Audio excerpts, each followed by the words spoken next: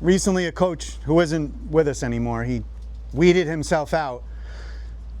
He said something on his way out about the talks before practice on the sideline. Just to be clear, if you don't like this stuff, you're in the wrong place. These talks, this is what makes us different than the daddy ball programs, the PAL, the towns, and everything else that goes on. This is our culture. It's not so I can stand up here and ba ba ba like Charlie Brown's mom. It's because I feel passionate about doing this stuff and doing it the right way. These things, the foundation of the program, the culture, and some of the things that we talk about here are really, really important.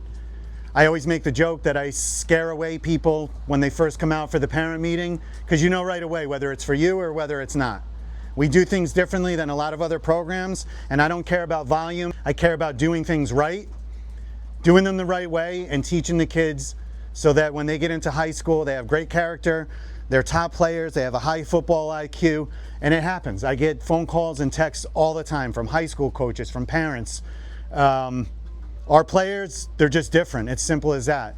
I've heard it from St. Anthony's coaches, from Ward Melville coaches, William Floyd, name a school. I've heard something from their coaches saying how your players, when they come in, they're different. Depth charts, playing time, positions is very important to me. You guys know, and if you don't know, listen closely. When you come into this program, you don't come in for a position. You come into the program because the coaches think you're talented enough to raise the level of their team. It's very likely if you come in as a quarterback, you'll be playing quarterback. If you come in as a running back, you'll be playing running back. But there are also times where you may come in as a quarterback and not Ben Carey, not your head coach, but 20 coaches, independent coaches, coaches from outside. We get as much data as we can, even from your own teammates. Tonight, the players on the team are going to rate their teammates, and they're going to set the depth charts. Because I got to be honest with you, you want a quick answer as to who the top players are on the team? Ask the kids. They almost always get it right. Their depth chart usually matches mine. And you might think that they're going to pick their best friends and that sort of thing. If you read them the riot act before they do the depth charts and they're honest, they almost always come out the right way. The players know. So we like to do things right. I promise you, if your kid stays with this program, whether he's first on the depth chart or last on the depth chart, he's going to get developed. I have a chip on my shoulder because when I was in Northport, everybody told me I was crazy and all the stuff with my son. Long story short, I had a fire in my belly. I stuck to what I believed in, and I put all of those same values and beliefs into this same program. So if your kid sticks with this program, I promise you, even if he's not where you think he should be, if you trust in the process, he's going to be prepared when he gets into high school and college more than any other teammates. And I promise you, he'll be playing the position that he should be playing. It may be different than the position you think he should be playing or that he wants to play, but this is a different program. If you come out for PAL and you play in some of the town programs, you're out there for fun. Not to say we don't have fun here, but it's different. Our goal is to prepare kids to be the top players in high school and college. It's not going to be fun all the time. That's different than PAL. PAL, go have some orange slices, cupcakes, play with your friends. Your parents probably hang out together in town, and there's nothing wrong with that. I don't knock it. I used to knock it, but my partner Gerald reminded me that that serves a purpose, and it does. It serves a purpose for players who aren't of this culture. Typically, the parents that come here and the players that come here are very serious about football. So going back to positions, we want your sons to be in the best position. I try to get as much data points as I can. And what happens is you agree to the culture and you go along with it, or you don't. And I've seen the extreme when parents don't agree with it. I've seen the extreme of a parent and coach being in this program and believing so much that they want their son to be the starter on both sides of the ball, on offense and defense, even though he should not have been and probably shouldn't have been playing the positions. They believed so strongly in that when 20 or 30 coaches told him that it wasn't the case and it was different, that guy left and started his own team just so that he could preserve his son's position and playing time. Daddy ball at its worst. And there's been a couple of those situations over the years. It's okay. We're not changing what we do. People come and go. Our teams, when they start out at 7, 8, 9 years old, by the time they get to 13 and 14, I promise you there's a list of kids on that roster that are the top kids in high school wherever they go. You can count on me for honesty. You can also count on me to love and treat your kids as if they were my own son. I do. And it's going to be hard love, and it might be stuff sometimes that you guys don't agree with. I don't care. I'm not here to make friends. I'm not here to make friends, guys. I'm here to do exactly what I did with my son. That's my job. And if you buy into that, I promise you, your son may not go to Georgia or play in Alabama or play Division I, but he will reach the highest potential for him. For some kids, it may be Division III. It could be Cortland, Brockport, RPI. It could be Nassau Community College. It's different for everyone. But this program will get him to his highest potential, make sure he's in the right position, and develop him. Now, as far as how we do the depth charts and everything else, couple things, and positions. Position-wise, your kids are growing, they're changing. And with that, if you want them to play at the highest level, guys that want to play at the highest level, don't get caught up in a certain position. The best answer is I'll play wherever the coach asks me to play. Your son needs to play where his skill set and his body type are going to give him the highest ceiling, right? Why wouldn't you want that for your son? If your son comes in here looking like a lineman and 20 coaches tell you your son's a lineman and you want him to play quarterback, why would you do that to your son? Don't you want to give him the best chance? And listen, he may be a decent quarterback. He may. He could go to PAL and play quarterback. He probably could. I'm not saying he's not a quarterback. Again, we're talking about the highest level. If you want him to play Division I, if you want him to play at whatever his peak is, we're going to tell you what you need to hear. If you want to play fun ball and you want to just have a good time, maybe he is the quarterback on the PAL team because they're not as good. And I'm using quarterback as an example. Insert any position. Defensive line, defensive end. We have a defensive end who's played with us for a number of years. The kid's 40 pounds soaking wet. When we play against us, we get a specific look on offense, that kid's in the backfield every time. But guess what? When we get a good tight end, a big tight end, this guy, he's non-existent. It's not a position for him. So he needs to start looking at playing linebacker. And I'm going off on a few different tangents to give you guys as much information as I can along this process. Because there's a lot of new people here, and there's a lot of people that need to hear it. So get your son into a position where all the coaches, and you keep hearing the same thing over and over again. I try to give you guys as many examples as I can. 20, 30, 40 people are saying the same thing. Smart people stop. They listen and they do different things. When 20 coaches tell you your son should play this position, that's the position you probably should be playing if you want to play at the highest level. And if you don't, go play in a program that's less competitive. We're here to get you to the next level. Data points. It's a little fanatical here, just like everything else. So all the coaches for all of our age groups observe and rate the players. Not all of them see the same amount of players, right? Some of my older coaches don't see as much of the younger teams as they should, but I encourage them to look and get involved with some of the teams and that sort of thing. Pete could tell you, Coach Pete Morin has been around, he could tell you all the players for every age group. He's always spends time walking around the field, and he could tell you who should be where and that sort of thing. I encourage all our coaches to do that, and they all rate the players and rank them. Outside of that, tonight we're going to have the players rank their teammates and do the depth charts on their own. Our coaches are going to do it. In addition to that, from time to time throughout the year, what makes this program different is these guys. Coach Kuhn played, when we first started, Gerald and I, probably 15 years ago on one of our top teams when we were the Long Island Spartans. Out of that age group, you had Gerald Filardi Jr., you had Rigolero. There's a bunch of names from that group that went on to play Division I at LIU, a bunch of different schools. Coach played at St. Thomas Aquinas. He's coaching now at Oyster Bay. He's a varsity coach at Oyster Bay. He's going to evaluate the players and walk around tonight. It's not all going to be done at one practice, right? I realize it's not foolproof, but the point is, when we tell you this is the depth chart and this is how it should be set up, it's not one coach one night. It's 20 different coaches. Our coaches, their coaches, coaches that I bring in, the kids and everybody else. So we're not wrong. I could give you a million different examples of we're not wrong. Coming here tonight with the pens and paper and having the players evaluate their players and everything else, it reminds me of another situation where a parent, I remember, I think they left the program the night after we did this. Very nice family, very nice kid. They thought he was a defensive end. He wasn't a bad defensive end, but he was in development. He wasn't a starter. They swore he should be a starter. He wasn't a starter. He was probably third on the depth chart maybe. At any rate, this family left shortly after we did this exercise, and one of the things they said to me, is how hard he works. And he does. Damn, this kid is a hard worker. And guess what? If the depth chart was set up based on hard work, he probably would have been number one.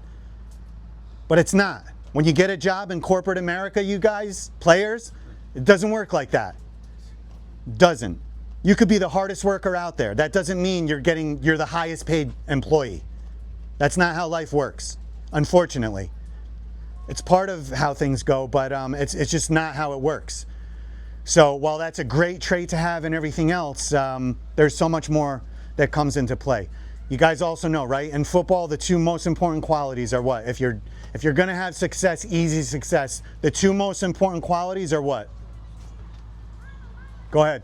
Character and attitude? No. Pick an NFL player. There's some real idiots in the NFL that have zero character. That's a great answer, and I love where your head is out, but that's not it. The two most important factors are size. It's a big man's game. That's just reality. The bigger you are, the more of a chance you have at excelling. And what's the second one? Go ahead, Carbone. Discipline? Nope. Some players are very, very talented and don't have much discipline, and they make it pretty well. What is it? Go ahead. Speed. Speed. Size and speed. And then all those other things come into play that you were just talking about. Character, discipline, hard work, all that stuff comes into play. So just understand that, right? And that goes for any position. So we're going to have the players rate their teammates tonight. We got sheets and pens up here. We're going to take a little time. It's going to take a little time. It's going to be annoying, but it's very important for what we do. My line's always open for you to reach out to me if you have questions.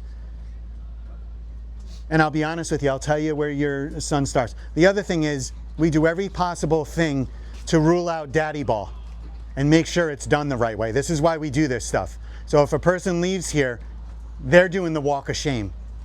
Not us and not my coaches. If a person leaves here, I could promise you it's not because they weren't rated fairly. Overwhelmingly, the system works. It's been proven for over 15 years. You see the results of it. We're not wrong. We're never wrong. Happens all the time. There's a lot of different examples out there. You gotta trust the process. You know, I can think of a few situations that are coming up and everything else, and one of the parents thinks that his son is in a position and should be the starter, and he's just simply not. He's simply not, and it's very telling. You do this for a really long time, and you see things a mile away, right? You see it coming. You hear a couple things. You see a couple behaviors. You see how a parent acts, or a coach, and that's how it goes. A couple things that, since we're all here, coaches, and I say this in front of the parents and players, the coaches that are here when they're rating your players, they should be doing it from a pure, honest standpoint. And guess what? If they don't, they're going to work themselves out of here. My coaches shouldn't be protecting each other. If this one's friends with that one and he's rating the player higher because they're friends, that's bullshit and that shouldn't happen. And if I find out about it, eventually they're going to weed themselves out. I don't care. People that donate money and volunteers, they can take their money and shove it way up high because it doesn't buy you playing time and it doesn't buy you positions here. None of those things are a factor here. If people leave here, like I told you, there's a short list of people that circulates around Long Island, and it's a blacklist of parents and coaches. I promise you that the high school coaches, they know these parents. They come a mile away. They're the club hoppers that look and go every place else looking for a place that'll put up with their shit, that'll give their place playing time, and sooner or later they run themselves out of there and it's on to the next program. Or maybe not. Maybe they stay in a place for a little while because they're willing to tolerate them. We are not a program that chases plastic trophies. We could care less. In any given age group, there may be a better team. Sometimes we have an age group that dominates everybody, but it's not about that for us. It's not about that. It's about getting our kids to the highest level, teaching them character, and our program is different. That's what it's about for us. It's about getting them ready for high school and college. We don't care about just filling a roster with top talent and doing things that way. So it's different. Those of you guys that have been around, if you're part of this program, you love everything about it. We care about the kids, and again, my goal is to try and get as many kids on the same path that my son went as possible. I have parents that come through this program, they don't ask a lot of questions, even the ones who stick around. Sometimes they're a junior in high school and I look and they're foolish. Their son doesn't even have an X account. He doesn't do a lot of things that we teach so many things in this program, and we give you so many tools, and you have so many resources. Some of you don't use it. By 8th grade, from January of 8th grade on, it's the most important time for your son for football recruiting. You should know everything and be doing everything from 8th grade on. From 7 years old until you're in 8th grade of that time, we just get you ready. No one's offering your kid at 7 years old, but guess what? We're having conversations about advanced stuff that kids and families in high schools don't know. You're not losing money in NIL. You're going into college prepared. You're not getting taken advantage of. You're going into high school knowing what to expect. You're going into high school knowing that if you go to St. Anthony's, some of those kids don't see the field for a game until their senior year. You're on the practice squad. You heard it, that's how it goes. Because it's a very, very good team. A lot of kids don't see the field in a game until they're a senior. Other kids go through there, what you can expect if you go to a typical kid that goes to St. Anthony's, and you could throw some other schools in there. Maybe Iona, maybe Stepanak, some of those very competitive schools. You come in, you play freshman football, you play JV football, and then you play varsity football when you're a junior and senior. That's a normal progression, and that's what you should expect. If you're not an elite player and you're not a stud, it's going to be slow. You might not, if you go to a school like that, you might not really see the field in a game till your senior year, and that's fine too. You're going to have choices to make along the way, and my job is to give you as much information as I can to help you make that decision. There's nothing wrong with staying in your town and playing public school ball. But depending on what your choice is, you have resources here to ask us, and we'll give you the information you need to make those decisions. Every once in a while, a player like Luke Moreno comes along. I've coached him since he was 5 years old. That kid and his family has done every single thing that I've asked them and told them to do since he was 5. And that's why he has college offers before he's even in 9th grade. And there will be other kids just like him following the same path, I promise you. In another year or two, we'll be having this conversation, and I'll have a few more names to tell you about of kids that have offers before they're in 9th grade. And yes, they're talented. Yes, they're big. Yes, they're the top best players who've done everything right. But that last part is important. They've done everything right that we've asked them to do in the program. A lot of people that are in the program, they don't listen. They take bits and pieces of what we think, of what we tell you to do, and they don't ask for help.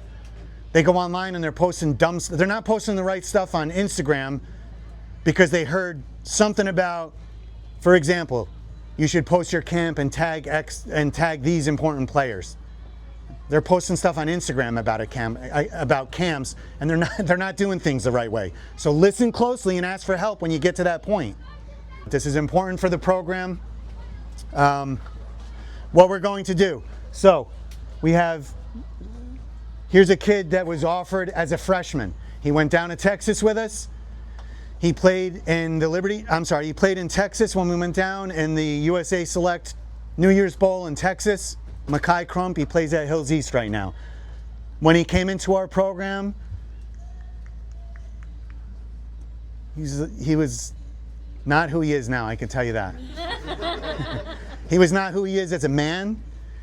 He was not who he is being articulate, being a gentleman. He was a little rough around the edges all the way around, but this is a kid that blew up my phone every week. Blew up my phone all the time. He came in, comes from a single mom family, found his way back and forth to practice with rides and all sorts of other stuff, and he was annoying. He kept blowing up my Instagram, text messaging me, calling me all the time, and I gave him all the information. And then all of a sudden, months pass, and then one day I'm looking on the sideline, I'm looking at this kid. He's articulate, he's well-spoken, he's going on college visits with a belt and a button down, not showing up with like a slob with sweatpants and a wife beater. He's showing up like it was a business interview. And guess what? Coach Fran from Syracuse got back to me. He said, you're doing the right thing with that kid. Anyway, he came back from Texas. He had a great showing in Texas. He kicked ass down there, and he was offered by Syracuse as a freshman. He had some other Division I offers already. Jayden Bryan. Jayden, you were offered as a freshman as well, right? Another kid, same thing. Jayden, he's working a camp with me this week, and same thing. I said, Jayden, I hear him talking to the kids today. And man, this is so awesome to see. Every one of these kids is like my son. I see these guys grow, man, and he's talking at a camp today, and I hear how articulate he is and how great he's doing, and it just makes me so happy, because he was a mute when he first came here. He was talking like this. He was one of those kids that would look at the ground, kick the dirt. He's leading a class now with 50 kids. He's talking like he's selling you SpaceX stock, and he's the CEO. And I just love every part about that. That's what this program's about, man. So these guys are here. They're going to take part in the ratings. Tony, Keahey, where are you? Tony was with us. He was a baby with my son Sully, same thing. And another great kid, man. The way I see him interact with the kids at camp today, all of these guys and what they're doing at the camp that we're running is just, it's amazing, man. These guys are going to play Division I football. They're going to have the best time of their lives. But even after that, the things that they've learned in this program are going to propel them into really good careers, and they're going to be great dads, husbands, and all the other nonsense that we talk about. Coach Kuhn is here. He's a varsity coach at Oyster Bay. He's going to evaluate. All of our coaches are going to evaluate. And if I see them passing money or promising to do each other any favors because so-and-so is the son of so-and-so, they're out. They have to do the right thing. We want the ratings right. And like I told you, man, I have 5 kids, and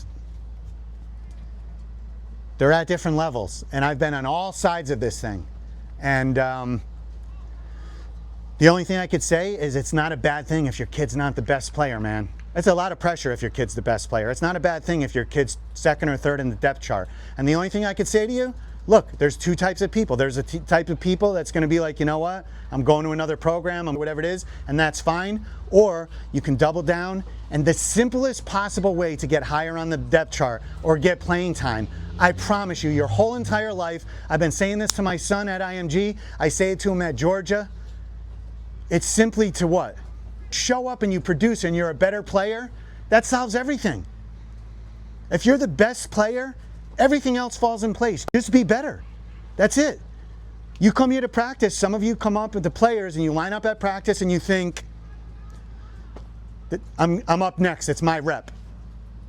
That's how you look at it, right? Linemen, when you're up next and you're doing live reps and you're scrimmaging and you're a lineman, a defensive lineman, some of you guys are up and you're like, all right, it's the next play. There are other defensive linemen and they line up in practice, and in his head, he's looking to murder you. He's going to absolutely tear you apart every single rep. He wants to kill you. When the whistle blows, he's your buddy, he's laughing with you on the sideline. You can't train that. You can raise the level and you can improve that. But the point that I'm trying to make to you guys, no matter what position you play, treat every single rep like it's the most important rep in your life. That's how you get better. Every single rep. If you're just lining up and it's just practice, you're just going to be okay. Best advice I can give you, man. Don't go through the motions. All right, so what we are going to do now is I'm going to give every player a sheet. Players, make this very simple. I'm going to give you a sheet. The cover sheet is blank. You have to list the players for each position from who you think is the best to who you think is the worst. Please don't list your buddies. I don't care if you're friends, be honest. Even if your friend's going to get upset and go home crying in the car, please be honest. Don't list your friends because you want to list your friends. And let me tell you something else. Players, it's okay to disagree with the coaches. You're not going to get in trouble. Be honest and rate the players who you think is the best player at the position by who you think is the worst. Players that are the worst, it's nothing to be ashamed about. We're going to help you. We're going to get you to be the best player. Okay? That's the top sheet. It's blank. You got to list them in order. The second sheet is a list of every player for position so that you know who they are. Every time you pick a player, cross them out and go back and put them on the position. You got it? Do they list themselves or? Say that again? Do they list themselves? Hell yes. If you think you're the best player for that position, put yourself first. By the same token, if you know you're not the best, don't put yourself first.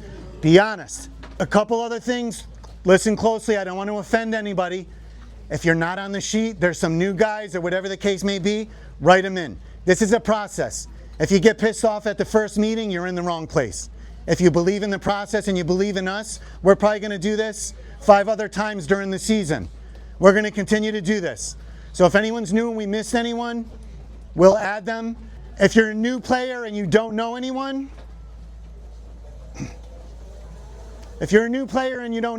just guess. Because we know you're new. If you're a new player and you're listening to players, we're not going to give you as much credence as a player that's been around for a long time. Let's do this in an orderly fashion. Players, you're going to come up over here and you're going to get your sheets and a pen. And then you're going to go on the picnic table and write them down.